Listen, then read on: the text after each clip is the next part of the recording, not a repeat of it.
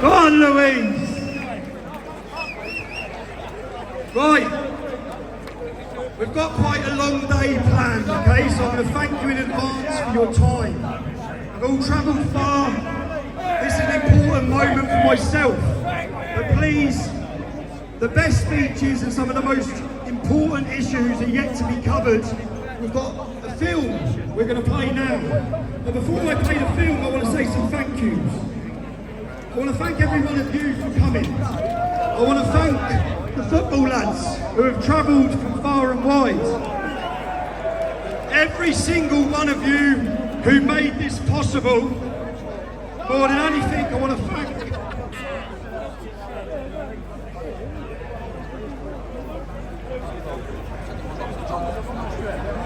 thank my family.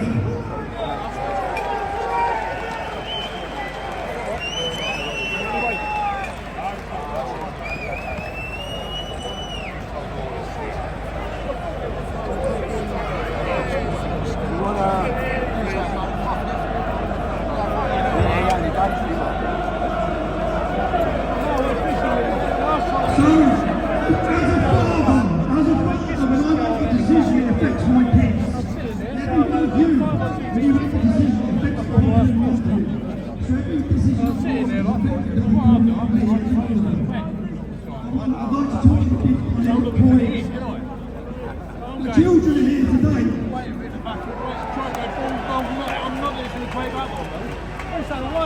Their mothers here today as well. I want to play them a song. I love singing a message through music to kids. Listen to every lyric of this song, please.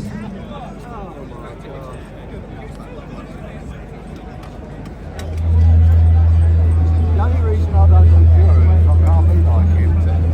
Mine, I will smoke the Pure joint the same way as I smoke an ordinary joint. I don't know. If I do smoke it, yeah, I do the pipe. Oh, right. Oh, no.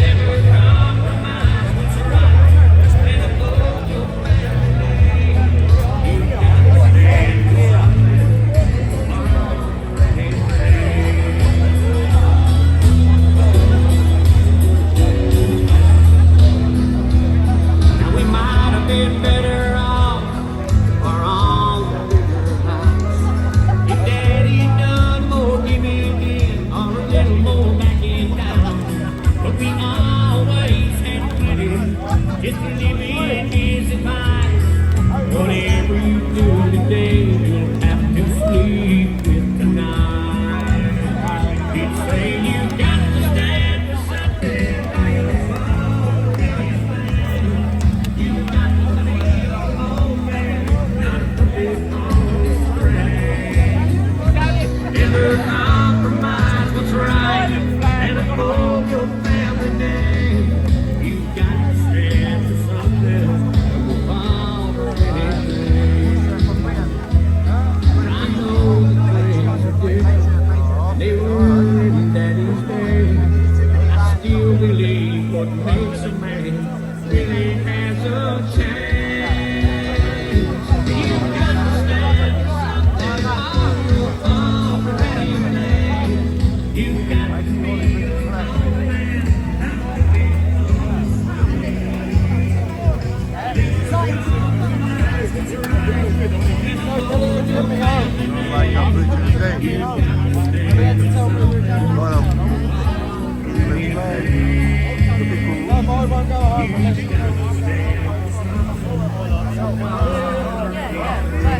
Government hates us, police hates us. Everything's still fucking sensible.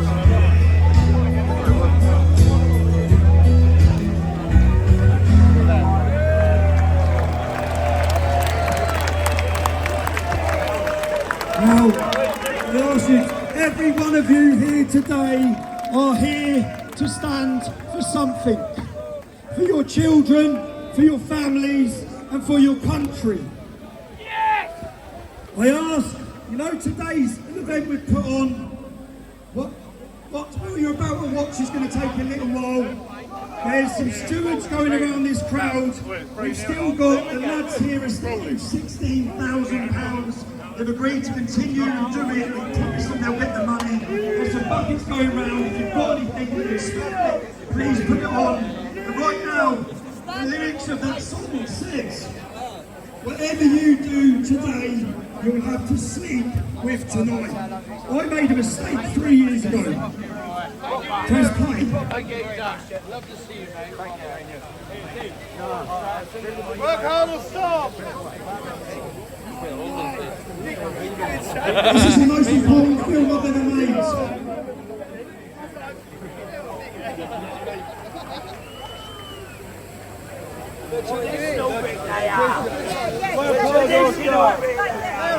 Okay, stand by 2 seconds. The Royal Court of Justice are running campaigns. These bills have been weaponised and used against members of the public to destroy them if they speak out. The documentary you're about to watch is the most important documentary I've ever made. This story is far bigger than this is about the weaponisation and the politicisation of these buildings, court buildings across the West. The Royal Court of Justice are running campaigns. These bills have been weaponised and used against members of the public to destroy them if they speak out. Donald Trump, to Steve Bannon, to Gert Wilders, to Lorraine Le Pen, to everybody. That's what's happening. My job as a journalist is to stand for freedom of speech, to stand for freedom of press. And I say, 3 years ago, when I got to court here, they backed up to the tune of £1.6 million. The documentary, you will see, is our story of the law. I failed, so I should have come out and I should have made you that film. Why did you not make that? Not giving the government About 20 years ago, we missed the century now. because I was scared. I was scared of 2 years in prison. I was scared of the effect that social confinement for that length of time would have on me. I was scared of Johanny going to jail. And I was scared of the effect it would have on my family. I failed me and I failed you. I'm not going to fail myself again. You're now the best citizen journalism, the most incredible exposure of the establishment. Give it a second.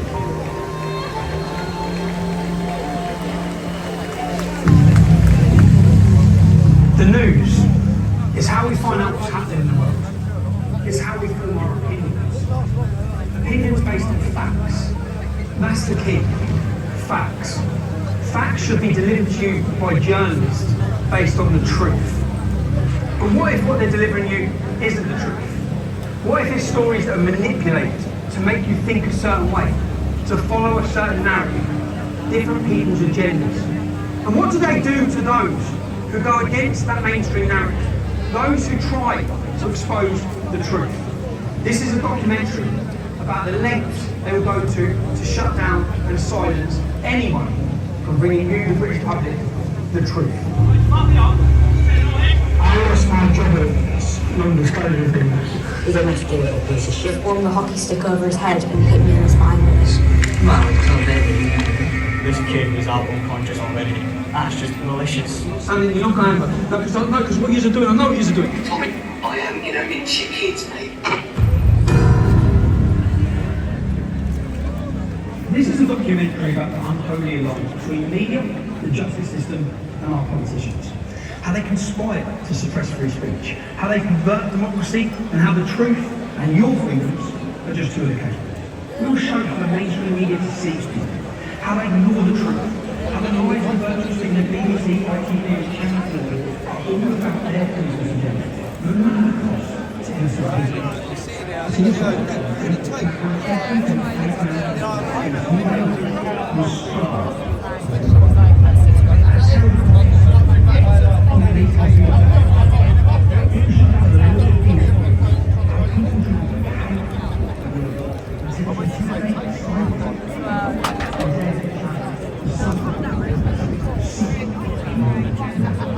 We will show the foolishness of our fear-driven political leaders who jumped on a story, took a side without knowing the truth. Or worse still, knowing it but hiding it. Because the truth didn't fit their narrative, regardless of the human cost. And we'll ask three important questions. Firstly, is the media accountable to anyone, in any way, for what they report? Years after the Leveson inquiry, has anything changed?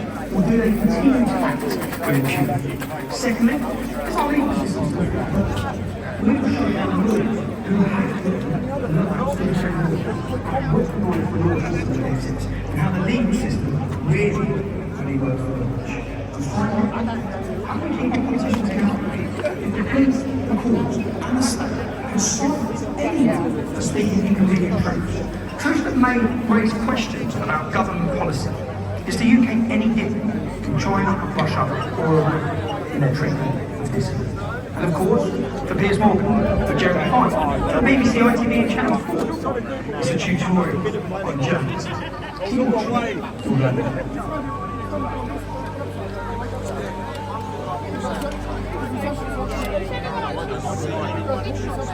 Our story appears to start and end in a brief playground incident at Albury Community School in Huddersfield. A playground scuffle. One boy poured a bottle of water on another child. The school dealt with it, and that should have been that. 3 weeks later, however, a video clip of the incident surfaced, and within hours, with the help of the lawyers and the ignorant rankings of ITV's Piers Morgan and the BBC's Jeremy Vine, it was made into global news. And the lives of so many people were turned upside down. Such playground incidents happen every day. So I was this back between two boys, transformed into global news. Well, one of the boys was one, and the other a Syrian refugee. At which point the truth of the matter was buried beneath an avalanche of agendas and opportunity. Within hours, the race hate brigade was sharpening their blades. Particularly when somebody comes from Syria, fleeing Assad's regime, coming to a place like this, and they get treated that way, that's an issue. And the whole world is looking at it. Where are we? We're in Albury. Do I say the scene of the incident? Is it the scene of the incident? It's the scene of the Great Line. I call it the Great Line. It's the idea of a shot around the line. This here is the school where the world was told a Syrian refugee was waterboarded by a racist English woman. Joe, this is the first time I've been here. Because when it blew up on the news, it's a child's school. Kids are in school. I didn't come outside here. You see the scenes outside here where the imam was here with mobs of men, yeah? Mobs of Muslim men. Extremists travelled up from London to Valley Tower to cause a scene outside this kids' school. Anyway, but I'm here. Why am I here? I'm here because of a Facebook case. I'm being prosecuted. It's gone to the High Court, and I have to prove. I made a video stating that it was a lie, stating that Jamal was innocent, and telling some facts about Jamal beating up girls. An instance I've been warned about by the members of the community to tell the truth about what happened at this school. I've got to prove it in court, so I've come to Huddersfield. I'm now going to need to find witnesses. I've got a fresh list of names. I need to knock on them and see who I can get to come to court to help me prove to you, the public. This is about as much as proving in court has proven to you, the British public, that I was the only journalist in the country who told the truth about what happened in this community. The story you were told that a vulnerable Syrian child refugee had been bullied and waterboarded by a nasty woman. You were told it was a racist attack. You were told of the dangers of far-right extremism. You were invited to agree that this kind of intolerance could not continue. Get out of here. Was he vulnerable? Was it a racist attack? Our evidence showed the answers to both these questions was no. Was the Syrian lad war? Why was this word used? What about this? I say get out of here, but not to me, Was okay? it a word? Take a look at this.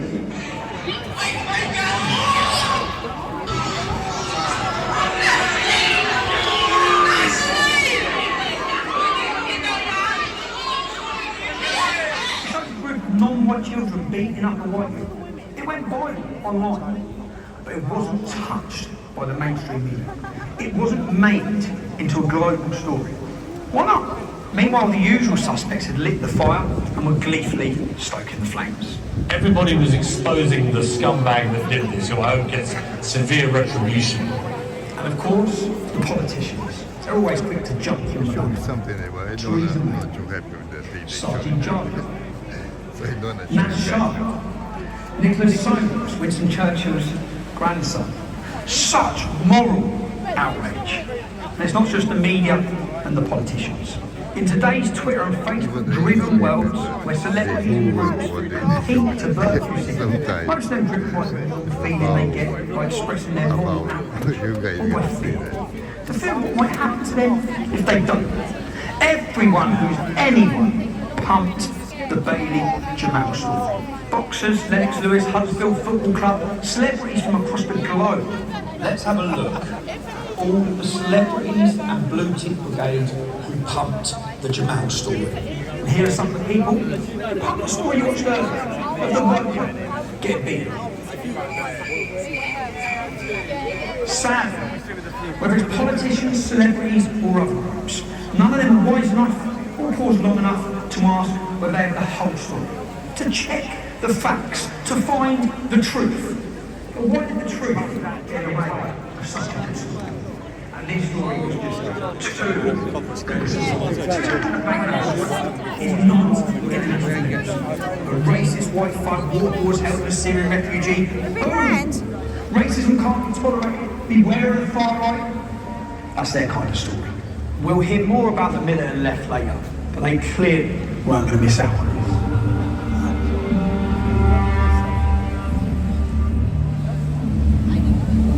Well, representing might be too hard word, and here as a concerned citizen. Mohammed bin Pandor, a mufti on a mission, he rushed to form a brief in his mosque in Baghdad, a town at the far end of the district. In fact, there's 40 mosques closer to this school. But perhaps Mufti Pandor had his own agenda. You see, his little brother, Councillor Shabir Pandor, is the leader of Kirklees Council in Huddersfield. And they were having some pretty bad news days at that time. By the way, Mufti Pandor, he's the same guy who ordered the Islamic mob to come to the school in Baghdad and demand the sacking of the RE teacher who showed a cartoon of Mohammed in a discussion about free speech.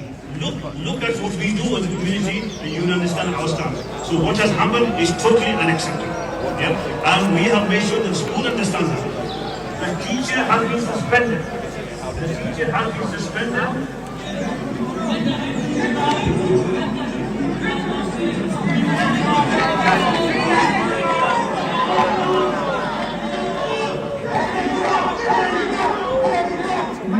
The teacher had to flee, and he's still in hiding under police protection.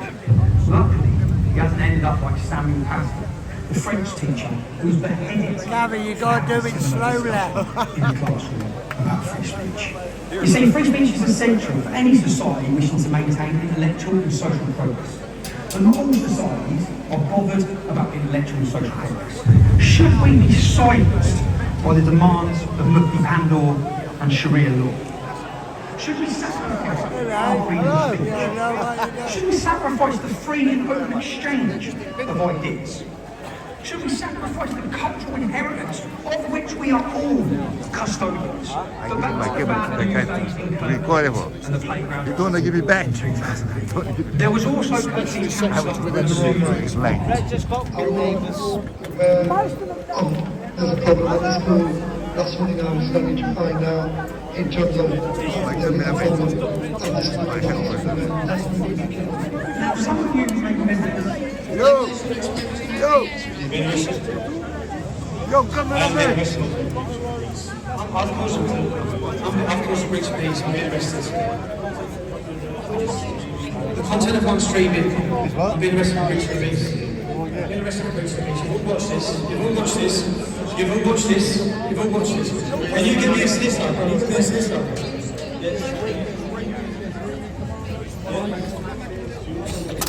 No, can you see what's What's that mean? What's that mean? At the same time as this playground spat between two young lads, 20 Huntsville men are being jailed across Yorkshire and Leeds Ground Court for what could be the biggest grooming gang Britain has ever seen.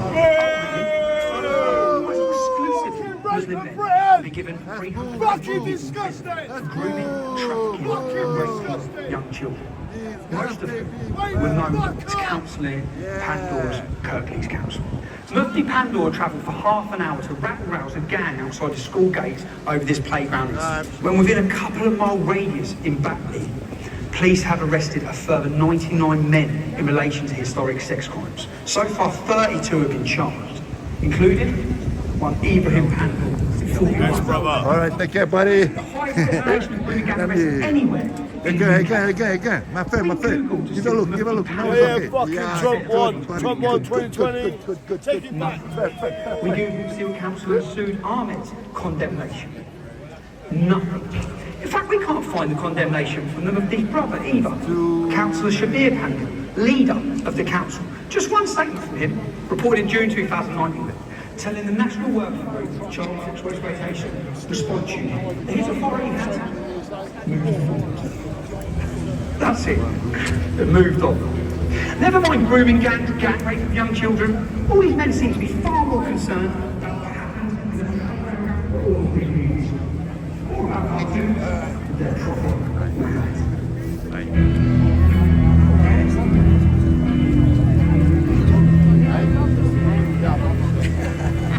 I think I now realise how difficult this is going to be. Because everyone was supposed to say, they're all confirming what I said was true. Everyone's confirming what Jamal was like, including the school staff. But as soon as I mention this campaign, as soon as I mention court, I need someone to come to court. They just Boy, let me show you a doggy, boy. Come on, man. She's tired. You got a big dog there in your arm, man. Boy, show me your dog. Ay, he's a baby.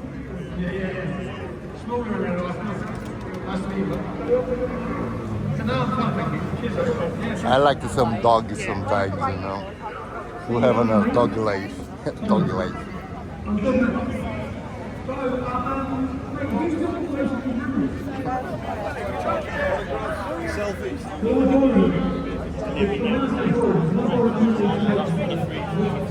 So much to do. It's a long story. I explained it to you.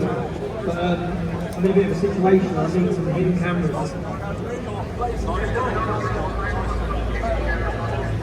That's it. So that's the idea. The idea is. Where am I? Oh, me, bro. You look at gangster face, man. I'm joking, buddy. Good night. Here we know the truth. I need to know how much has been lied to by the media about what happened in this town. And the only way, unfortunately, I'm going to be able to do that is with hidden cameras. Because today, I've heard the truth, but I needed you to know the truth. And everyone's too scared. That's why I said Project Fear. Everyone is too scared to speak the truth or to come to court. So I'm going to end up getting hammered in court. The whole world told I've lied when it happened. Because the only journalists in the UK told the truth. So we need to prove it. So we'll shoot down the motorway now. Go with these guys. These are all. So this is a tie. There's a camera in there. That's the camera. Mad, isn't it? There's a camera there. You've got everything here. Cameras, glasses. I don't wear glasses, so that's going to be awkward. That's the bottom of a coffee cup. put that on the bottom of the feel like James Bond.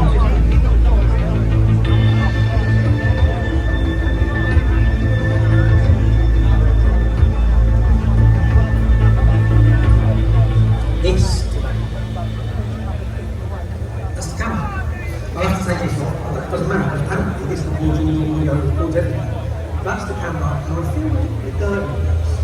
But it is the only way I'm looking to speak. And then I need